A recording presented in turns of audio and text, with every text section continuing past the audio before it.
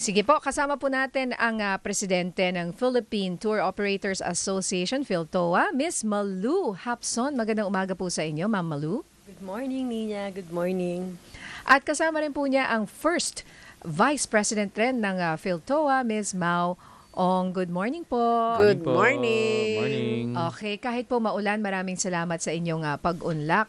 So siguro po upoy sana natin. Kailan po at ano itong 37th Philippine Travel Mart? Opo, ang Philippine Travel Mart po ay flagship program ng Philippine Tour Operators Association.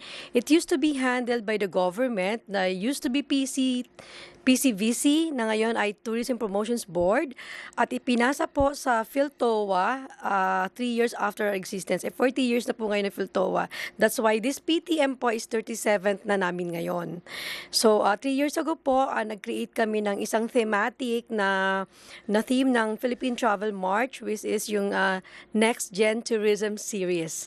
So first year po in 2024, ginawa po namin siyang Love the Next Gen Tourism. This is in accordance with Love the Philippines na campaign at naging po siyang boosting next gen tourism the next year. Ngayon third year, nurturing next gen tourism. So ito na yung third sequel po namin at mangyayari po ito sa SMX on September 4 to 6. Opo. Miss Ma, paano niyo po nakita ngayon yung at least yung trend ng pag-travel? Sabi nyo nga next gen, di ba? Yeah. So marami rin ng mga kabataan ngayon that want to experience Yes. the country and the world. You said the right word, experience. Because ang napansin namin right after the pandemic, ang mga travelers mas prefer nila experiential travel. Anong ibig sabihin nun? Yung hindi lang sila sightseeing. Gusto nila may ginagawa sila.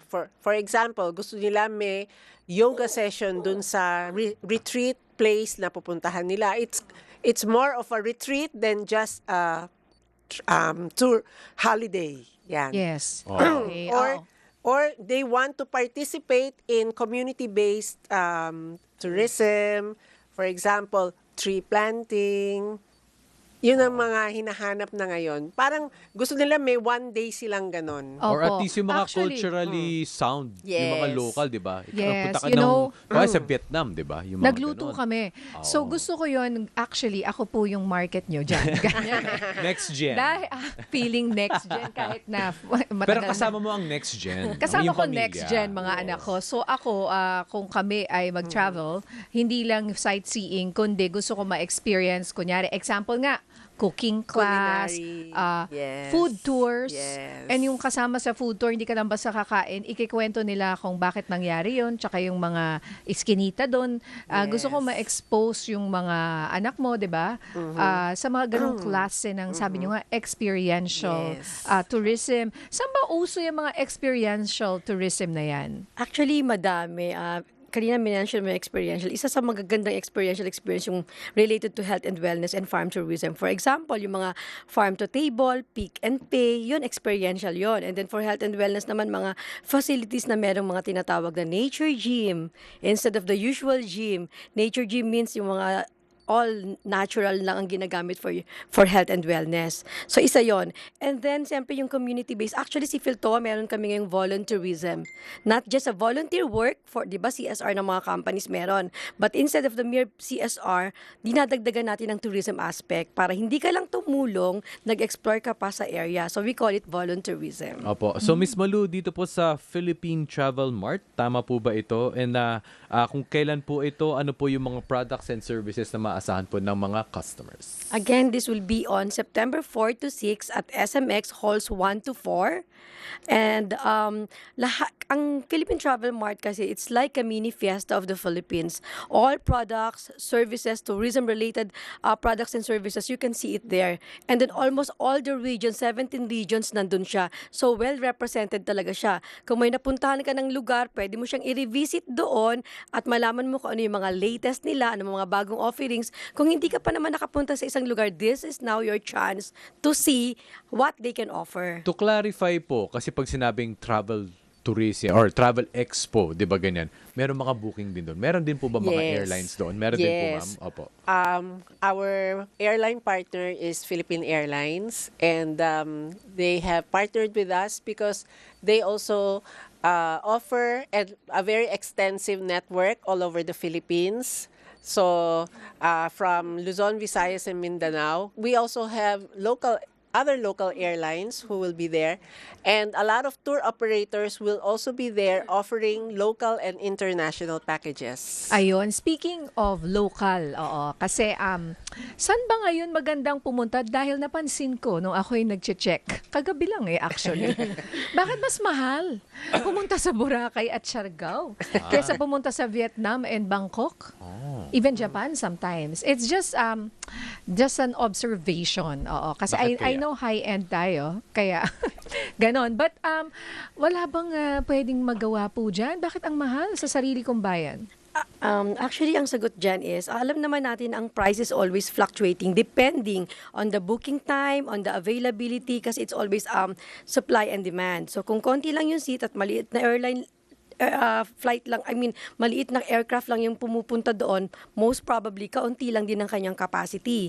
Kasi may mga ibang airline na turbo type siya, dahil maliit yung airport, yun lang yung pwedeng pumunta sa kanya. So most probably, minimal lang yung slots. Correct. So siyempre, malaki yung demand, mas malaki yung flight yung airfare talaga. Pero to answer your questions, PhilTowa is actually doing a caravan. We call it Lakbayanihan. That is our response to the global oil crisis ngayon na hinaharap natin, na nagmahal naman talaga ang mga fuel surcharges. So ang ginawa namin, yung mga nearby places na kaya ng by bus, yun ang kine-create namin na tour packages para makapag-offer ng the same. May beach din naman. Everything is there at a cheaper price kasi ang capacity ng isang bus ay 45 to 49 seaters. Makes sense kasi pag sabihin natin sa mga regional flights, yung mga Airbus 320, 32100s kasi ang capacity niyan. And at the same time, kapag magdadak ka sa Katiklan Airport or sa Siargao Airport, mas maliit nga eh. Yeah. Exactly. So tama. Pero ang next question ko dyan, ma'am, mas frequent naman ang flights. Mas maraming flights locally. So, ganun din. Parang din siya sa economies din. Yes, even kasi mas maraming flights, ang point is yung isang fly niya talaga nandoon yung costing. Correct. Nandoon yung dynamic pricing na nangyayari. It's not the entire flights kasi within the week. It's really per flight. So, yung pricing doon nagbe-base. Ayun. Opo. Sige, can you give us suggestions po sa mga nakikinig, nanonood ngayon doon sa mga magandang i-try na local trips, even by bus? Saan-saan pong mga lugar ito? Well, we have tried Quezon. This is nice. our new emerging market.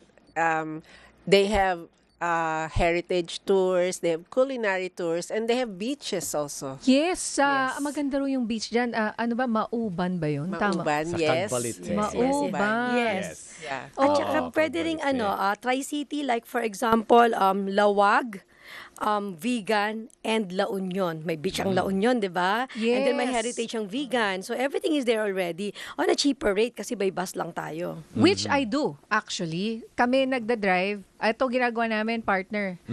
So, Manila. Magdadaan kami sa May Clark. Tapos, may marami dyan. Maganda Pampanga. dyan. Maganda Yung sa Clark. sisig. Maganda sa Clark. Yung sisig dyan, yung talagang, Diyos ko, ang sarap. Original. Yes, 50 may pesos culinary lang na yun. ata. Correct. Oo, may tatlong masarap dyan eh. Tapos from Pampanga, dediretso ka na La Union. Syempre, di ba, sa La Union, ang dami. Ang daming restaurants dyan. So, from La Union, merong mga kandon. Bibili ako nung ano nga ba yung kalamay from Kandon. Doon. And then sometimes there's tupig from, Pangasinan, nakalimutan ko Yes. yung mga tupig dyan, di ba? And then there's vegan where, of course, sabi nyo nga, heritage, kain ka dyan. Daming mga empanada. Pero sorry, pinakamasarap, Batak empanada. Oh. Taga doon ako eh. Hindi ko na po mako-contest yan. Hindi nyo na po ako. Riverside Empanada. Sa harap ng Marcos Mansion na pwede rin kayo mag-tour. Yes. But you can also fly to Lawag Yes. City. Yeah, Oo, medyo actually. mahal lang. Kaya ang ginagawa namin, mag-in ka ng Lawag, out ka ng La Union. Yeah. To save time. So you just have to be strategic lang and creative to create a package that is lesser time but at the same time cheaper. Ayun. So, saan pa po? How about mga nearby Asian or maybe Europe or what? Anong mga maganda? Actually, for Asia naman, Danang is now, syempre, yes. medyo nagbo-boom sila. Ganda ng airport ng Danang. At saka medyo mura lang din siya. And then China. Of course. Opo. China, saan sa China? Madami. Ay, saan po? Madami. Guangzhou. The hot place now is Chongqing. Chongqing pala, kala ko Tech ba yan? Chongqing. Guangzhou, Chongqing. maganda rin. Chongqing ang Yes. pronunciation. Ano po meron doon, ma'am? Okay. It's Tech ba yan? it became a very modern city. Yun, they correct. they modernized the city. Nandun yung building siya pero dumadaan ng train sa gitna niya. May Correct. butas yung building. Pero So, ang spelling po niya, no? Q. Chongqing. Everybody Oo. thinks it's Chongqing, but it's a Chinese. The Q is pronounced as CH din. I see, Chongqing. Chongqing. Because naalala ko, may kaklase ako na taga Chongqing Ching. pala. Oo. So anyway, I want to know, how do you get the visa ngayon? Is it that easy to China? China. Alam niyo naman, may Seryoso. mga nangyayari sa West Philippine Sea, pero maraming pumupunta ng China. Ha? Actually, they are very welcoming Yes. to tourists Okay. from the Philippines. In fact, a lot of new flights have come in from Chongqing, from Chengdu, from Xiamen, Anong Yes. meron sa Xiamen? Dami pumupunta. Tsaka yung letter F ang Nasa start. business din Fujian. yun. Fujian. Fujian. Ano naman meron That's doon? our hometown. Most of Wow. the Okay. most of the Chinoys in the Philippines are from Fujian province. Ano naman po ang makikita? Aside from the hometown, aside from yung SM has a May big SM. SM there. Oo. Oo. Actually, food is great Masarap. there. Sarap ng food. Opo. Mismo ngayon nga sabi nga natin, next gen experiential, marami ring mga Gen Z rather, na sabi natin, bata-bata, fresh out of college, o kumbaga nagsisimula pa lang, gusto na rin mag-travel. Baka meron kang mga travel tips, di ba? Mga, siguro makapag-ipon, Yes. makapag-travel on a budget para makuha pa rin nila yung full experience. Ang tips na ibibigay ko, pumunta sila sa Philippine Travel Mart. Number 1. Yes. Even if hindi pa sila ready this year, at least magtingin-tingin na sila ng prices kung magkano bang kailangan kong ipunin to go to China. If I have this much money, how far will that take me? Kaya ba sa Vietnam? Kaya ba sa Malaysia? O baka kaya sa Singapore na may kasamang Disney cruise? Something like that. Yan. Eh, Dapat talaga mag-research. Research Opo. is Oo. good. Kumbaga, just within the means, di ba? actually, yung guest natin 2 weeks ago from Malolos, so nag-offer sila ng food tour na actually gusto kong gawin. Malolos lang, dyan lang yun eh, Yeah, di ba? Bulacan. Bulacan. Yes. Hindi ho ba? Alright, so, Alright. okay. At ano bang, totoo ba yun, may mga araw na mas murang bumili ng ticket? Ano po ba yung mga yun? Actually, yes. That's very, very true. Even without the Philippine Travel Mart, may mga ganyan. Pero ang kagandahan sa Philippine Travel Mart kasi, may offering talaga na exclusive lang sa Philippine Travel Mart. Doon lang mabibili yung package tour na yon at doon lang din mabibili ang ticket na yun. Just like what I said, ang partner airline namin, mag-o-offer sila ng 50 to 70% off sa mga flights. At yung mga tour operators din, ganun din. May mga special offering sila na doon lang. Pero syempre, ang fluctuation talaga ng rate ng kahit na anong tourism-related offering is based on availability, booking class, season, lahat yun nagbe-base doon. Kapag lean season, medyo mura. Pag peak season and super peak season, of course, mahal. And then kung kailan mo binubook, malapit na ba? Matagal pa ba? 6 months before ba? So, it varies from those things. Okay, so panghuli na lang po, Miss Malu, paki-remind na lang po ang ating mga audience para po bisitahin po ang Philippine Travel Mart. Sa lahat po ng nanonood at nakikinig ng DZMM, hinianayaan ko po kayo na pumunta po sa SMX to witness the Philippine Travel Mart on September 4 to 6, halls 1 to 4 po sa SMX. Makakabili po kayo ng ticket sa aming mga websites, sa Philippine Travel Mart and Philtoa. So, ang ticket po namin ay 120 pesos lang po. Of course, discounted for senior citizen and students and PWD.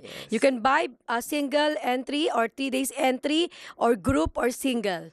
Yes. Okay. And Sige, ma'am. We have an early bird promo until the 15th of August. So, malapit na. 2 more days.